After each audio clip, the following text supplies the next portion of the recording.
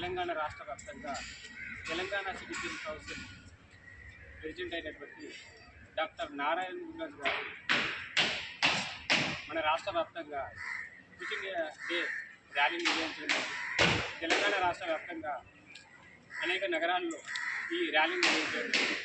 దానిలో భాగంగా మనం ఈ రోజున మన సరోజినీ నాయుడు మహావిద్యాలయంలో ఈ ర్యాలీని ఘనంగా మన ఎస్ఎన్ వనిత మహావిద్యాలయం యొక్క మహా ఆచార్య ప్రజలైనటువంటి డాక్టర్ శోభన మేడం గారు, అదేవిధంగా ఎన్సిసి మేజర్ అయినటువంటి సుప్రియ గారు, అదేవిధంగా ఎన్ఎస్ఎస్ ఆఫీసర్ అయినటువంటి నాగలక్ష్మి గారి ఆధ్వర్యంలో ఘనంగా నిర్వహించడం జరిగింది. ఇక్కడికి వచ్చినటువంటి ఎన్ఎస్ఎస్ మరియు ఎన్సిసి విద్యార్థులందరికీ నా పేరున ధన్యవాదాలు. అదేవిధంగా నాకు ఇంత సదావకాశం ఇచ్చినటువంటి ప్రిన్సిపల్ మేడం గారికి, అదేవిధంగా ఎన్ఎస్ఎస్ ఆఫీసర్ గారికి నా హృదయపూర్వక ధన్యవాదాలు చేస్తున్నాను.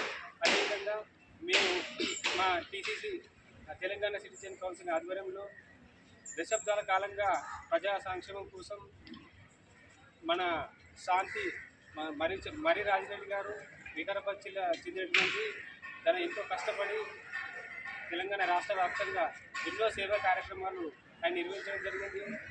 టీసీసీ ఆధ్వర్యంలో ఈ దశాబ్ద కాలంగా ఎంతో సంఘ సంస్కృతులకు అవార్డులు ప్రదానం చేయడం జరుగుతుంది.